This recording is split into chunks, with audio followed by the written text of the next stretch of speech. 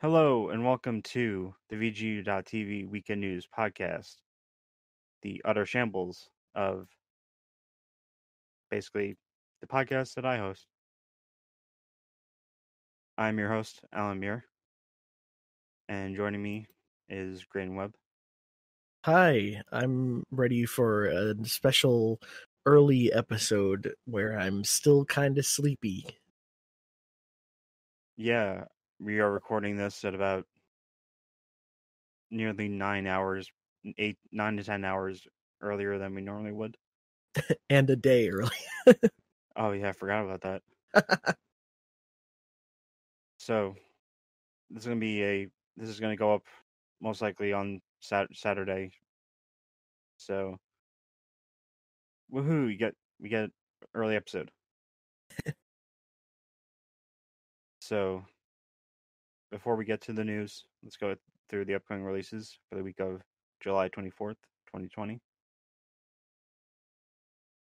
So first off, we have Rock of Ages 3, Make and Break for Windows, Switch, PS4, Xbox One, and Stadia. Next one is Carrion. Yay.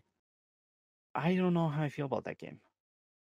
That game, it's interesting. It's very pretty looking. My only suggestion is play it with the volume down because, my God, there's a lot of terrible screams in it to the point of, like, you could really get away with murder with that background noise. Yeah, I remember when I was playing Devolverland Expo. Like I would just the footage from that. I'm sure, like it has there is an audience that wants the game.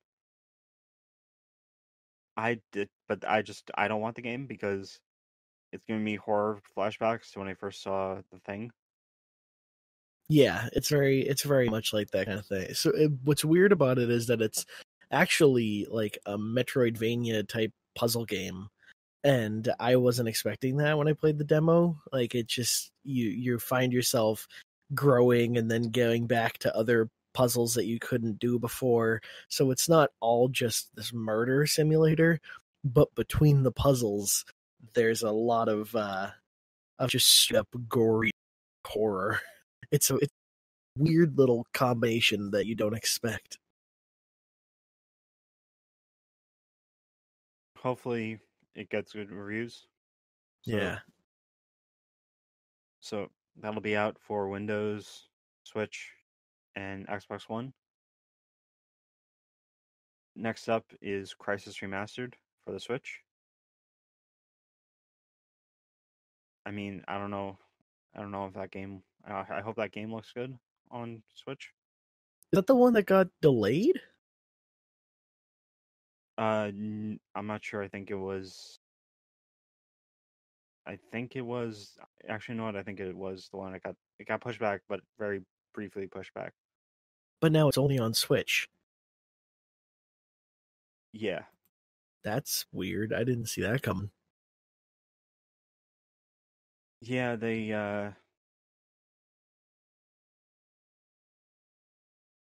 yeah, I don't know. I too am also tired, even though I woke up 3 hours ago. So we're bringing you some of the news and some, I don't know. Okay, just did some research. The remaster is hitting the big three. So the Switch port is coming, or the Switch version is coming early. And the Okay. PS4 and Xbox One versions got delayed. Okay. So the new Switch people get it early. A sneak peek. Hopefully it runs well. And lastly, Tandenberg for Xbox One and PS4. What is that one? I've seen stuff about it on Steam. Oh, it's a World War I game. Yeah. It's like Verdun. Yeah, it's a standalone expansion to Verdun. There you go. Yeah, and it's been Steam Early Access since 2017. Jeez. And now it's finally here. It looks cool. Also, forgot to mention that Carrion is coming to Game Pass right at launch. Oh yeah, which is badass. So, with all those games, and that wraps it up for the upcoming releases. So you know what this means, Graydon. It's time for The news. Ba-da-do-da. Yeah. I get more manic every time I do it. You do. You're turning into a monster. Okay, so Graydon. All right, I shall take it away with our first story of the week. And that is that Ubisoft has would it be rebooted or rebooted Skull and Bones to a live service game. So reports have arisen after the Ubisoft Forward this past week and a lack of the pirate game Skull and Bones. There have been some sources that have said last year they decided to completely overhaul Skull and Bones, and because it was, quote, struggling to find its own position amid Ubisoft's portfolio, and Ubisoft Singapore took control of it. They have turned it into a live game model with, quote, a persistent game world where quests and characters will evolve over time based on the collective actions of players. Now, this kind of worries me because I really wanted this game to stand out from like Sea of Thieves, and I've yet to play Sea of Thieves, but from what I know of it, isn't it very similar to that kind of model? That it's just an open world online game and things change over time? I haven't played Sea of Thieves. Oh. But from everything I've seen, it doesn't sound like that. Oh, really? Yeah, then maybe I'm way wrong. The game has a distinct art style, and while there is multiplayer, it's more of a relax and play with your friends type game. Okay, so there's not like a big story to it? Not really. All right. Well, then. Also, the one thing I just keep watching over and over when it comes to Skull and Bones, I think it was E3 2018. The Giant Bomb talks over Ubisoft conference. Mm-hmm.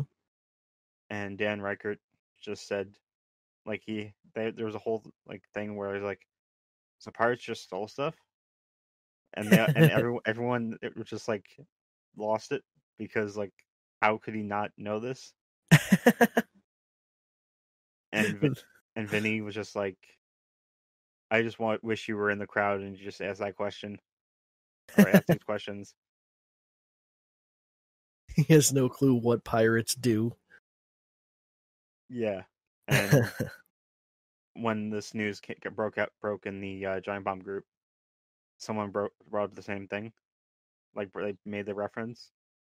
Yeah. So, quote will never die.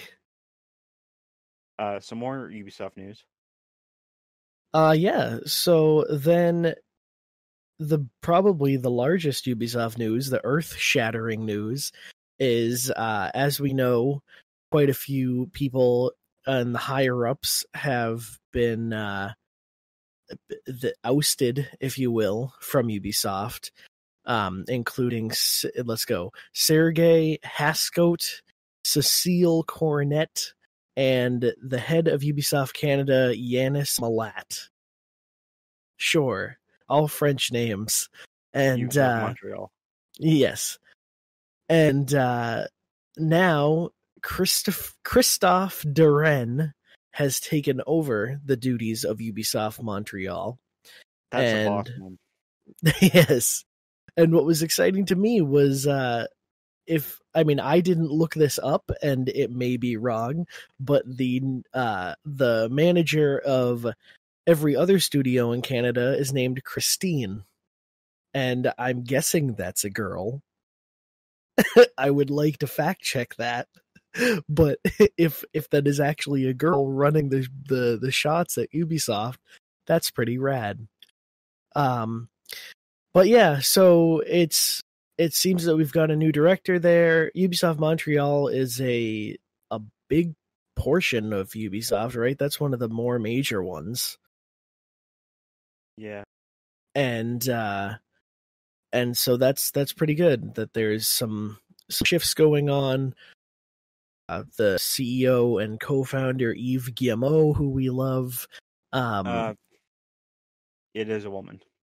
Awesome. See, that is great. There's some progress. But yeah, so Yves said at the beginning of all of this going on, and alongside their statement before the Ubisoft Forward, that they were really going to be addressing this hardcore and changing a lot of things. And this is really quite a big change for them to get rid of people, especially with the fact that like they work on games constantly, and their ability to just shift people around is showing that they don't really they don't care how much progress can affect things going on. They want to make those changes that need to happen, and I'm proud of them, and that's really cool. So hopefully Christophe Derennes gets things in a good direction and things change. Yeah, I'm looking at the story now, and his first priority is to like do what, like implement the measures Ubisoft talked about,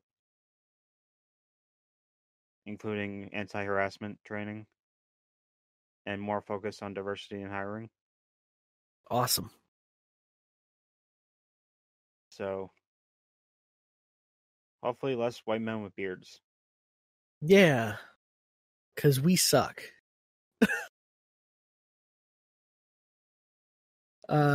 Then we have one more Ubisoft story this week, a smaller one, but interesting nonetheless.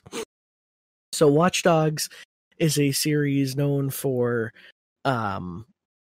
having a lot, like you can see every person in the game and every backstory, and we've had Easter eggs and people in it before throughout the season, throughout the series. But we have learned that Watchdogs Legion, the upcoming game coming out in October, is going to allow you to play a descent of Jacob Frye, one of the stars of Assassin's Creed Syndicate, which took place in London. He is now a professional hitman in post-Brexit London, and you can play as him. Now, I don't know if that means they've been promoting that you can play as anyone, so I'm thinking that he's just a basic NPC and not necessarily like a huge tie-in to the story. So I don't think we're gonna start seeing a lot of like Assassin's Creed and Watch Dogs crossover stuff because of this. But it's a little detail that I don't know, it just shows that like everything kind of takes place in the same universe, and I think that it's awesome.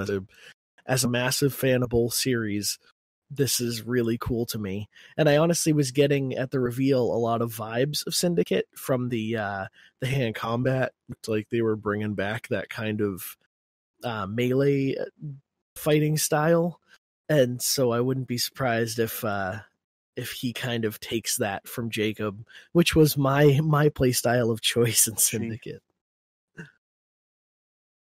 What was that? She. Oh my goodness. It's a girl. Great job, Graydon. Guess who didn't read the entire thing? Oh, well, everything that I said stands true with she, and she's a kick-ass woman hitman. Well, why would they say hitman and not hit woman? Is hit woman not a thing? I'm not sure. See, hitman threw me off this whole entire time. It is a woman named Sandra Cassidy. Brilliant. I do also like the like shared universe sort of with Assassin's Creed and Watchdogs. Yeah, I like that.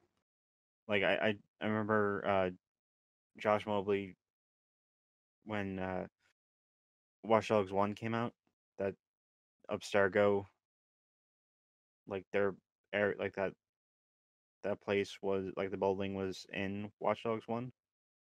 Yes. And even though I hate Watchdogs 1, I kind of want I'm considering pre-ordering Watchdogs Legion. I mean, I kind of still have to play Watch Dogs 2 more. Watch Dogs 2 is awesome.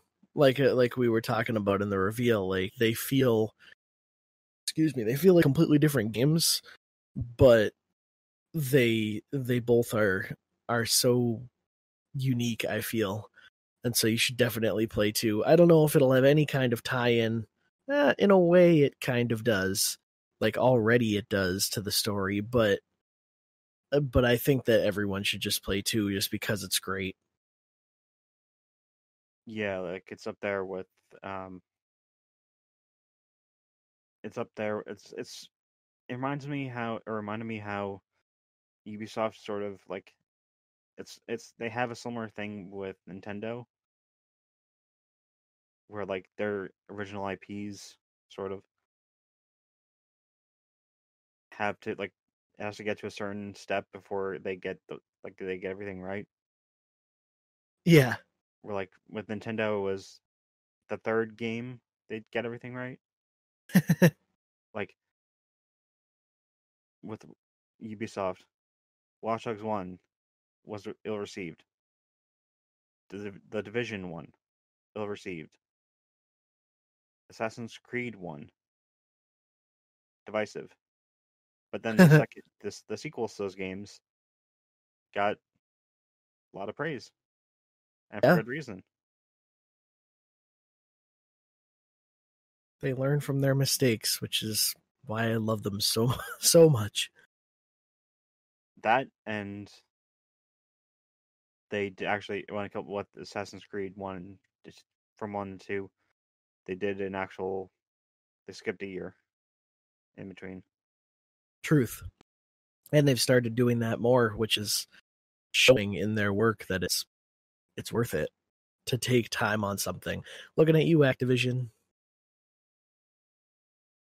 We'll get to that later. So next up, Sony ramping up production of PS5s. Yes. So this was incredible to me, and I think a lot of people it took by surprise. So the PS5, Sony has announced, is ramping up their production before even putting this thing into like the channel. Yeah.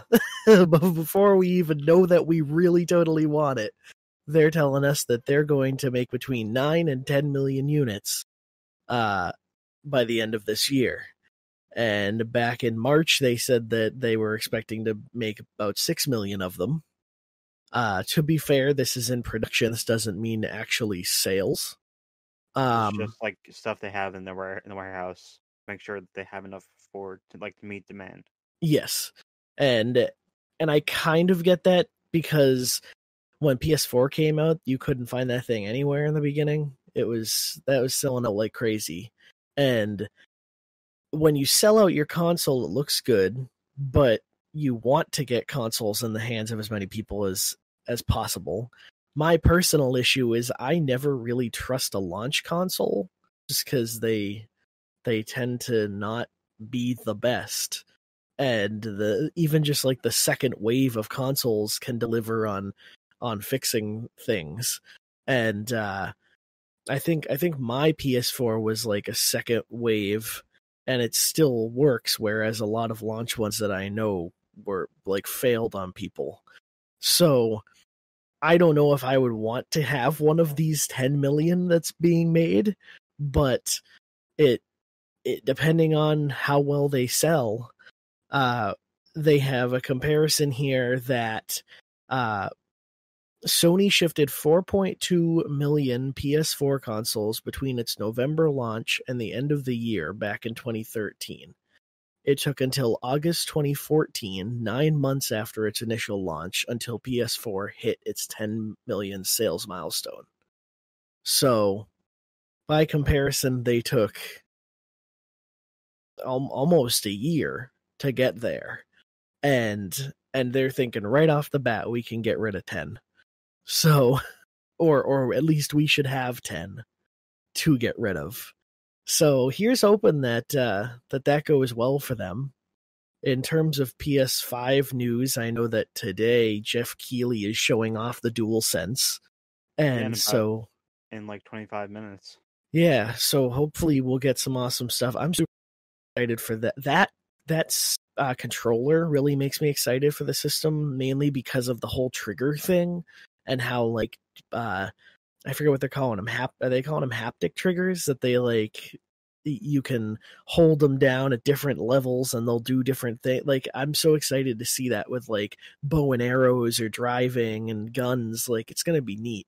But that right there is really making me interested in like the new features of the system, and who knows, I may end up being one of the 10 million that buys it. What are your thoughts?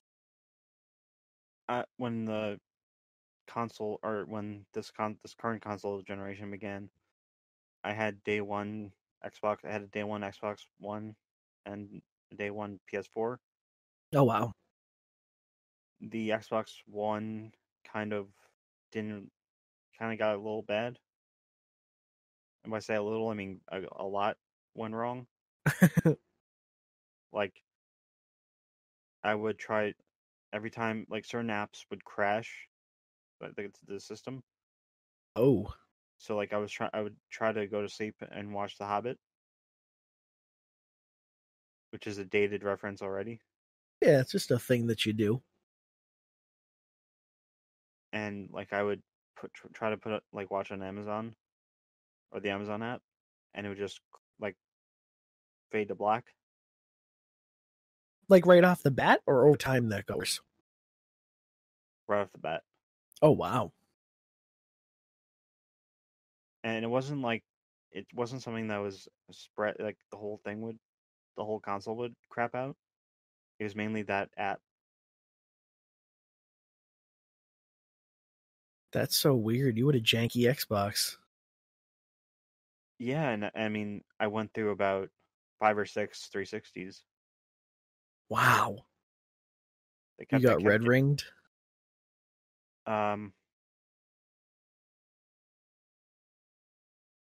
Sort of. I get some red rings, some were red ring of death, some were just disc tray problems. Oh yeah, where it just this is flimsy. Yeah, like it just like games weren't being able to be read. And yeah, I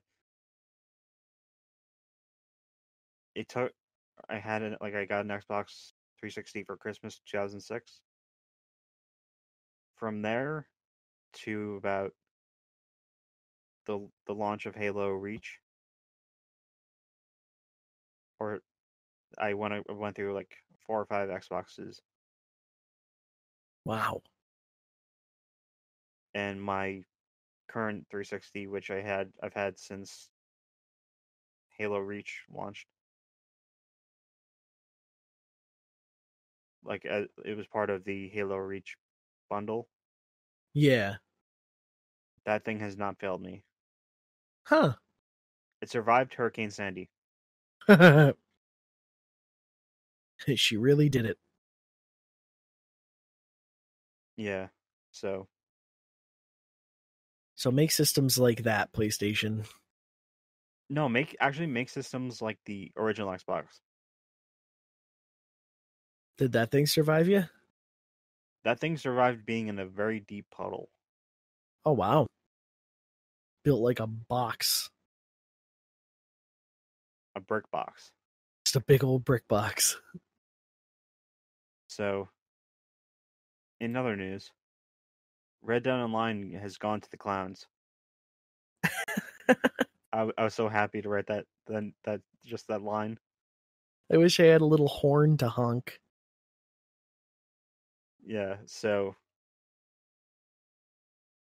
this is like a Red Dead Online players are dressing up as clowns to, quote, take the piss out of Rockstar. I love that. I love when they said piss taking. Yeah, so if you check the news story, you'll see like just a swarm of people dressed up as clowns.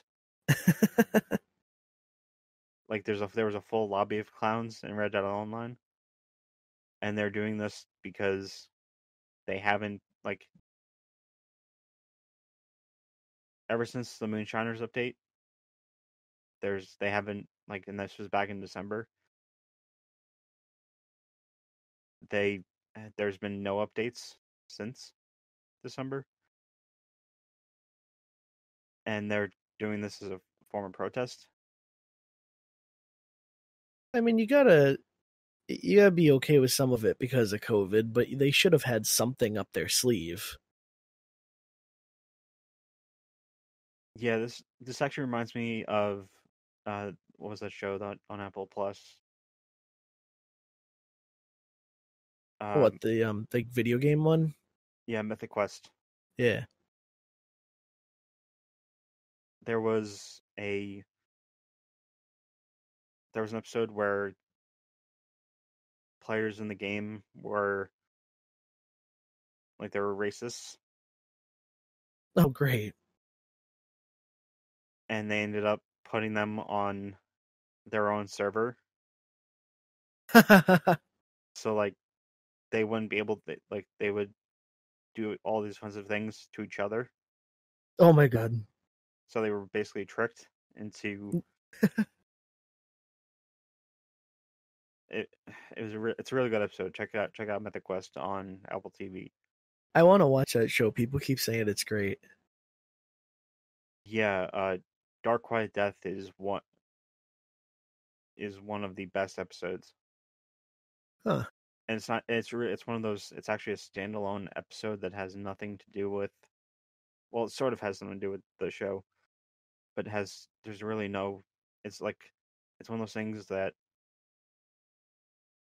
once you're watching the episode, you'll see certain things and notice. Oh, so Is that the quarantine one they did? no, it's Dark Quiet Death is an episode about.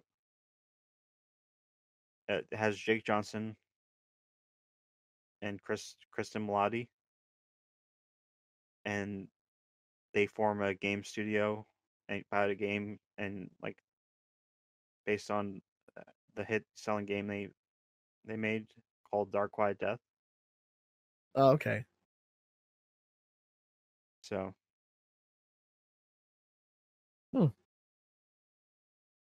but going back to the news, back to the story. One of the mods in the Red Dead Fashion Discord group said, "Since we're all clowns for believing we'll get an update, it's fitting that we dress up as them in Game 2."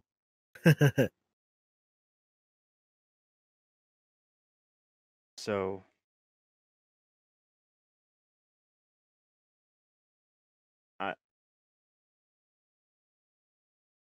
what do you make of this? Of this event going on? Of this protest? I think it's kind of brilliant.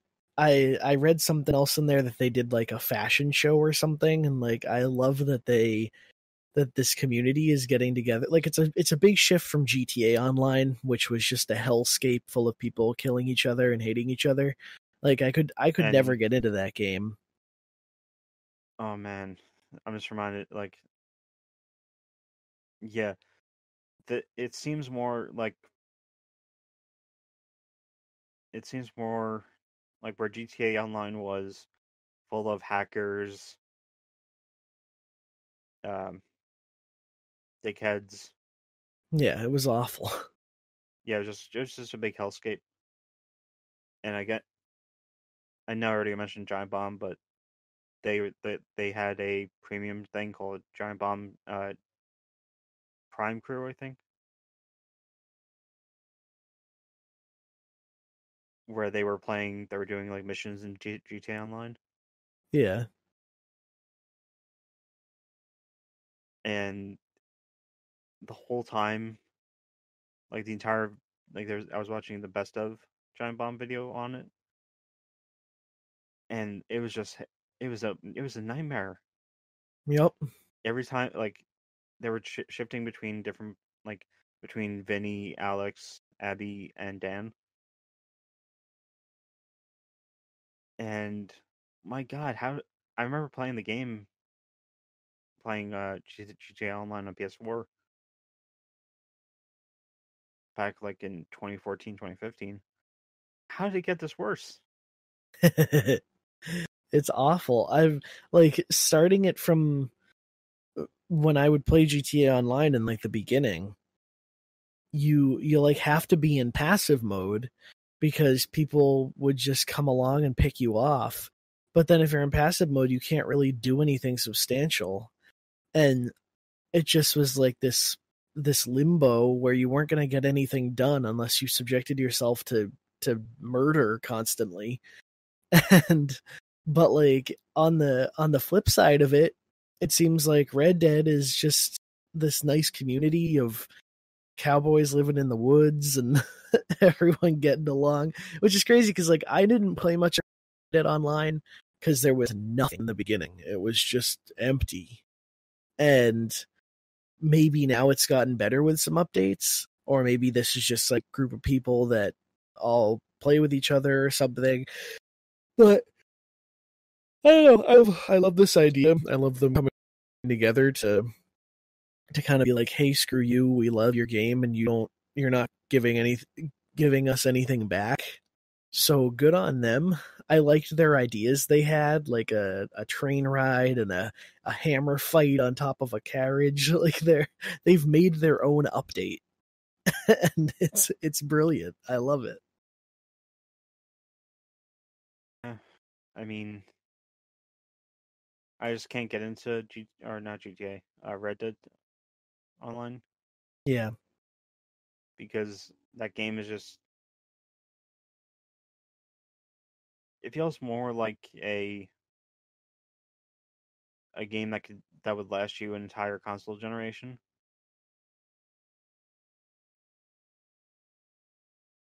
and the PC version is still kind of broken. Yeah. So You played eh, it, right?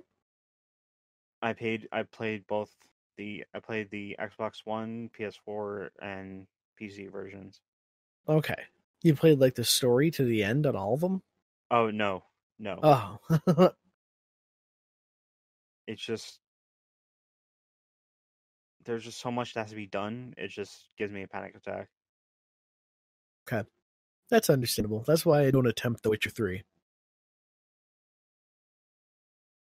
Oh man, I can't wait for Cyberpunk. I said some very bad things about Cyberpunk on our Ubisoft forward, and I do not take back any of them.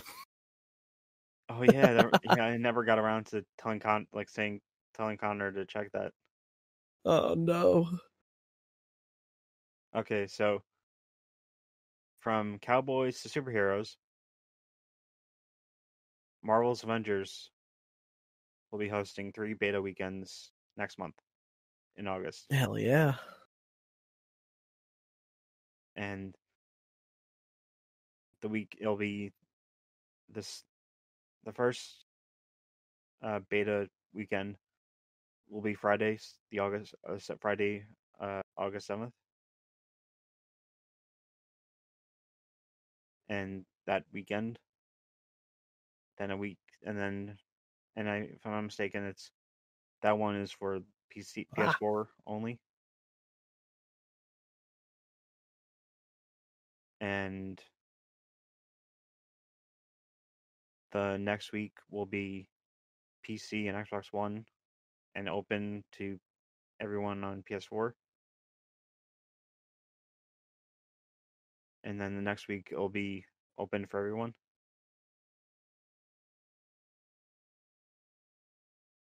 That seems to be correct. I just now looked at it, and you got it right. And I can't wait for this because it'll finally give me the chance to see if I need a new graphics card or if my PC can even run Avengers.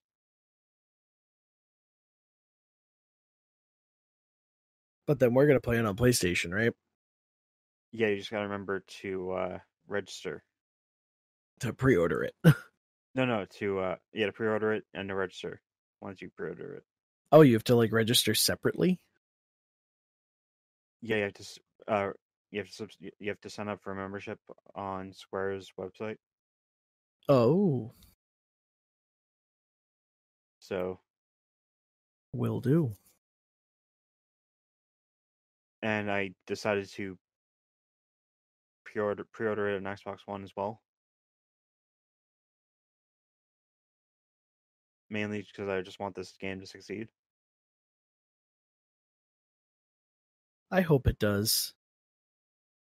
And something that will happen in about 12 days from now on the 29th. What? The next War Table live Oh, stream. yeah. So here's hoping that I was right with this game will be good and you don't have to crap on it. So, last story. In parallel, or sort of in contrast to the PS5 production story, the Xbox One X and the original Xbox One has been discontinued in the lead up to the Series X launch. Sad panda. So, Microsoft gave a statement.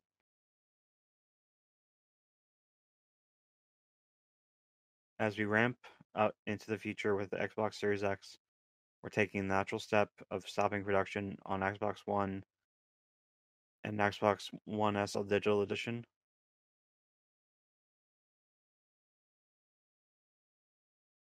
Xbox One S will continue to be manufactured and sold globally, and gamers can check with their local retailers for more details on Xbox One hardware availability.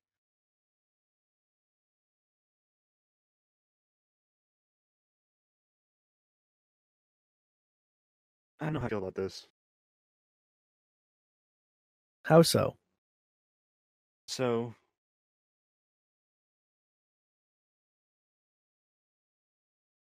I think this was brought up, I want to say, it was brought up on a previous episode of Players Club, Mm-hmm. where Emmett said that he will probably wait a bit for the next, like, he'll wait, or he'll take some time to play, like, the rest of the games that are coming out for the current consoles for getting, like, a new console, like a next-gen console. Mm-hmm.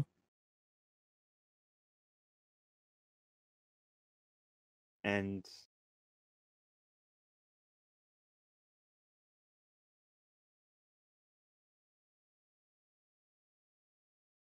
I don't know, it's just kind of feels like they're going to do what they did with the original Xbox when the 360 launched, where they dropped all support in Well, 2005. well, that's the exciting thing that I wanted to mention is I read something that said they're going to continue to support for a few years. Games will still come out on Xbox One as well as Series X.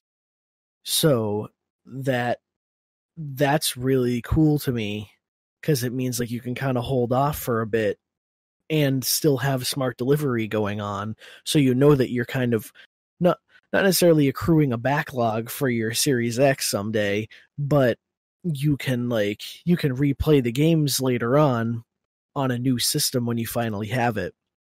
But they're going to continue to support the Xbox One for a while, which is truly something that never happens, like your 360 thing or even PS4. Like that jump from 3 to 4 was instant, and yeah, they're gonna. I think that that's really exciting that they know that people aren't gonna jump on immediately, and I like that a lot. Yeah, I know there are going to be games that are going to be cross-gen. Yeah. And I mean, they sort of,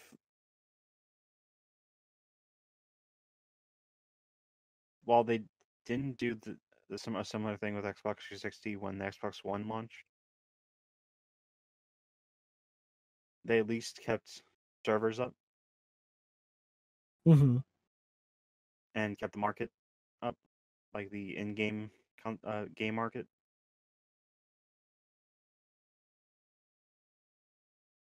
Yeah, it's going to be. I've been cleaning up like in my room, and I noticed that I found another original Xbox, but now I have two in my room, Oh wow. and yet my original Xbox One is nowhere to be found. So I think it may have been just broken into pieces. Oh. Well, at least you have plenty of brick boxes, and you can play a lot of Ninja Gaiden on it. Oh man, the original Dark Souls. Was that on the original Xbox? No, I'm saying that Ninja Gaiden was the original Dark Souls. Oh, yes. True. Though somehow it was a bit more approachable, I felt. The Dark Souls Yeah, like just terrifies me. I remember getting like when I first got my PS3 after graduating middle school. I like the previous earlier in the week I'd sent out my Xbox 360 to get repaired, Yeah. and I remember getting Ninja Gaiden 2 from GameFly. Ooh. So I was like playing, like I got I got my PS3. Ninja Gaiden 2 comes in the mail from GameFly, and then the next day my Xbox 360 gets back Mm-hmm. after being in the shop for like a week or less than a week, and that game is fun. It is. It was either 2 or 3 that I've played. Because we like found it when cleaning a house, and I gave it a shot, and I remember that game being fun. So let's take a chip. No, not take a chip. What the fuck am I saying? And Let's take some a dip. trip. Let's take a trip to the VENN delineation. Oh boy, it's So changed a bit here. yeah, I was searching for. I didn't want to go with Venn diagram because it just so generic. So like, let me look for something that's synonymous with diagrams, and delineation was one of them. All right. Welcome to Synonym Corner. Yeah. Okay, so only one thing this week. It's just a tweet that says, "Feels real, man," and it's an image of the studio, which looks to be. It looks actually really good. It's very pretty.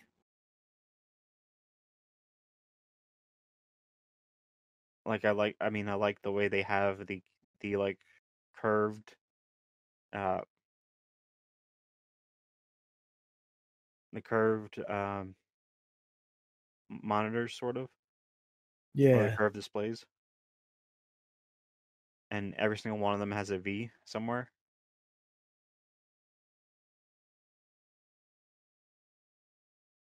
And I cannot wait till I can. It's funny how last week I was saying like I was having my doubts about VENN, Mm-hmm. and now I'm kind of like, sure, I'll give it. Yeah, now I really want to see it. You're back on the hype train. Yeah, and strange that they haven't revealed all the show, like the rest of the shows yet. It is weird. So What I like about this though is like it seems like they're taking aspects from other game shows that we know, like that the table last time, because that did end up being a table, right? it ended up being a table with a V. Yeah.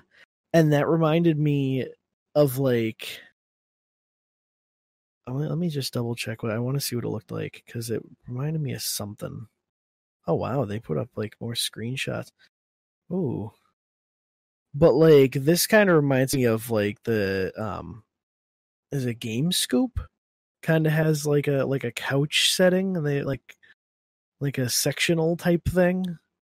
I don't know, it's like it seems to take like inspiration from different something G4 related is what I'm thinking of with the table. And then this is like an IGN type thing. It's like it's a very casual gaming lounge, and and I like the look and feel of it. I hope that the hosts are Charismatic. yeah, genuine, that like they don't feel corny and gamey, because that's not how people actually are. So yeah, if they have charisma and a personality that just feels like they're cool people, they can totally sell this thing. I'm excited. Yeah, so like I'm looking through the replies, and someone asked if it's like U.S. exclusive, and they responded with, "We will be live globally on Twitch, YouTube, and more." Nice. Yeah, I less than 2 weeks, or 2.5 weeks. So, Graydon, Hell yeah. Yeah. let's head to the rumor mill. Oh my god. I almost got hit by one of her tremendous blades. I moved too close to the rumor windmill, but here she lie. What gifts doth she bringeth today? Okay, so we talked about Activision earlier on the show, and they have their new game, The Red Door, was leaked on the Microsoft Store, Indeed. and it's a mature shooter, and it's going to be for Xbox One.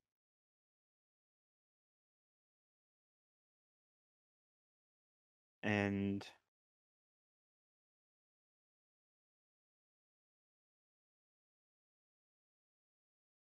the comments on Reddit are on the page.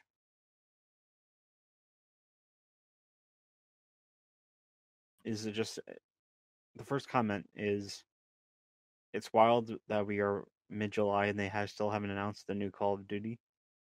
Yes. Like that's the first thing that comes to mind. It is weird.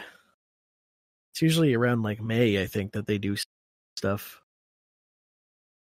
Oh yeah, because they usually do it during the basketball tournament, which is March, right? Yeah. Yeah. So I'm gonna read the description from the Microsoft Store. There is more than one truth. If you go looking for answers, be ready to question everything and accept that nothing will ever be the same. The red door awaits. Do you dare step through it?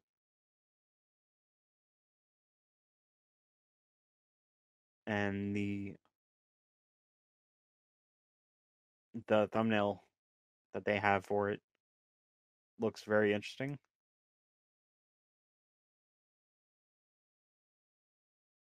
It looks like it could be a horror game. That looks like Stranger Things or Twin Peaks-ish. Yeah.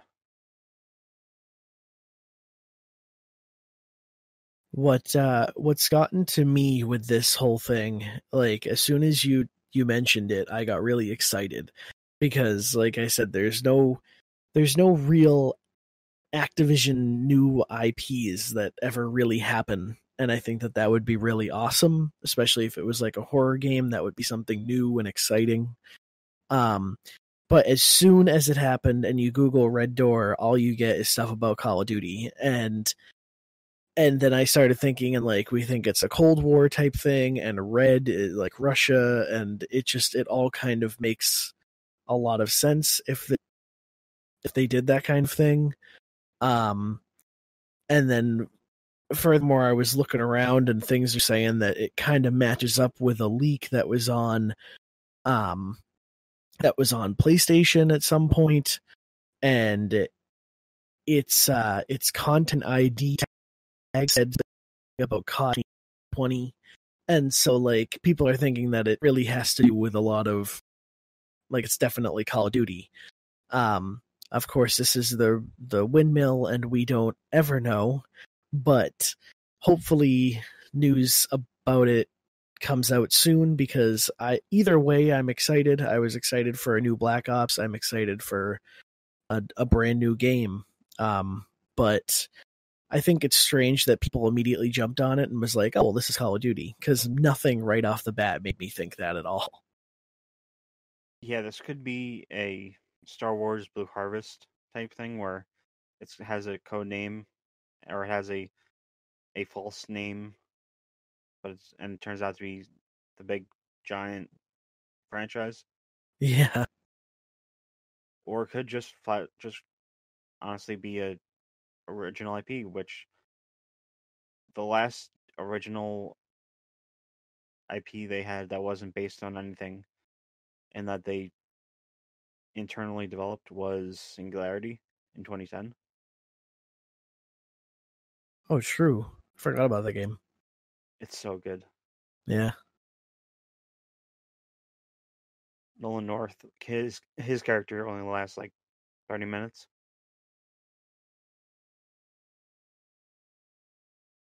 I love him. So next up, a potential Super Mario Brothers anniversary Twitter has been found.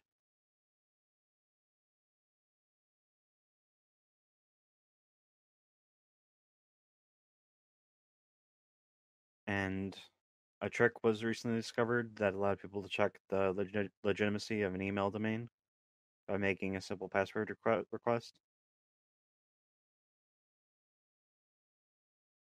It's a weird thing. So it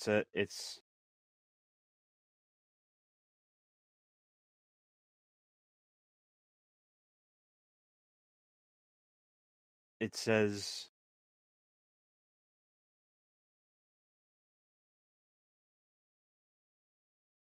like the Twitter is Super Mario 35th. Hmm.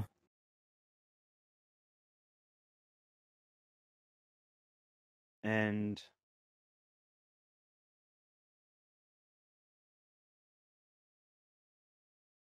I'm not sure about the email address. Yeah, the email address was like long and weird. I don't know how they. If you notice, at the after the @ you can tell that it could be Nintendo, like the email address, Wow. like at Nintendo Co.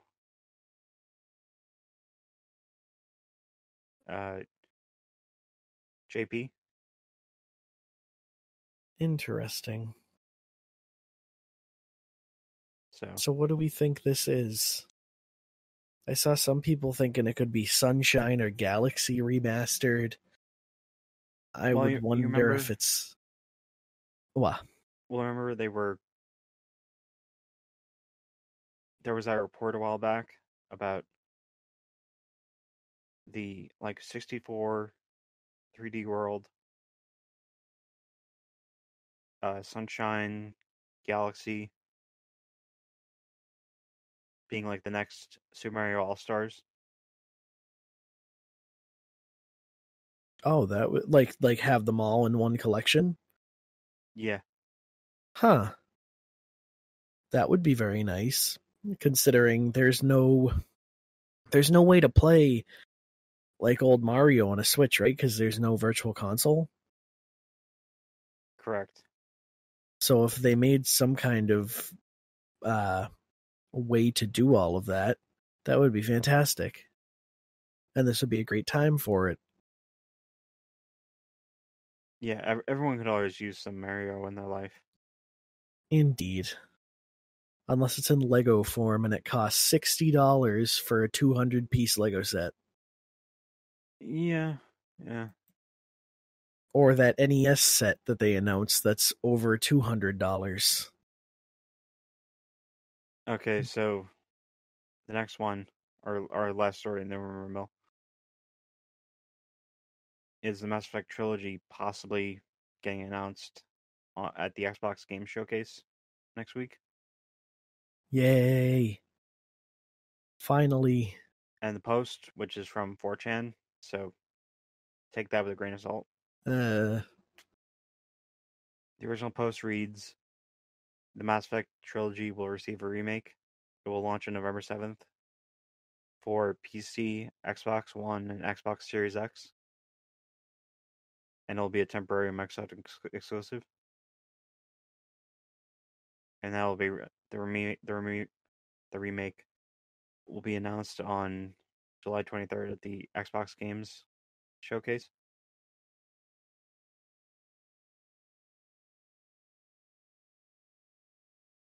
But are we this, we excited? I am, because the last episode that Josh was on, we talked about something. We talked about this. Well, not necessarily this, but the remaster rumor. Yeah.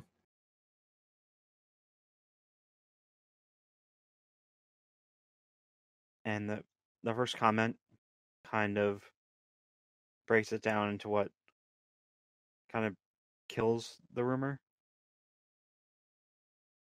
saying, "Isn't it supposed to be a remaster, not a remake? Also, didn't Phil Spencer say that Xbox is against timed exclusive?" Oh.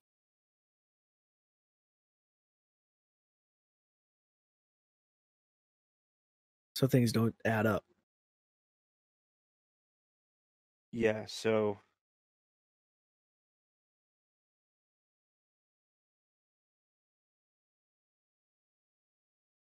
I mean,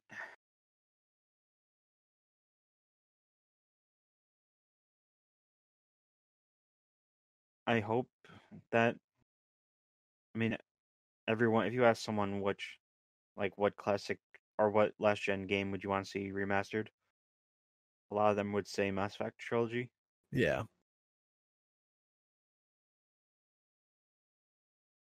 So it is weird that they haven't gotten their chance to shine. I mean, they're remaking Call of Duties. They remade Halo. Remastered. Like the big series that people love. That would be one of the first ones. Yeah. I mean,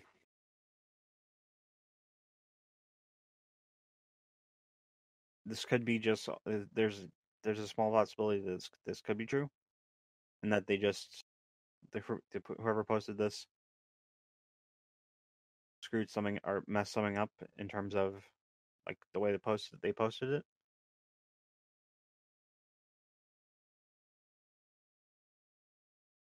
I'd say it's almost definitely happening. Whether the date is correct, I feel like there's something in the works there that there's got to be something coming. I am not sure.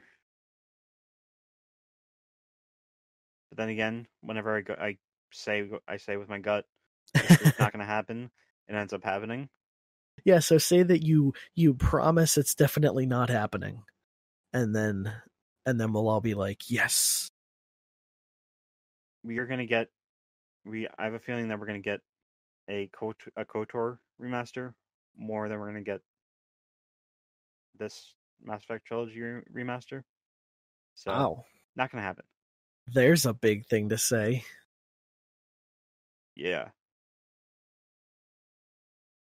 Okay, so that wraps up this episode. I've been your host, Alan Muir, and I've been joined by Graydon Webb. And I've been your co-host, Graydon Webb. Goodbye to the rumor windmill, and till next week. Shall we see her again? So stay safe, stay sane, and yeah, that works. See ya.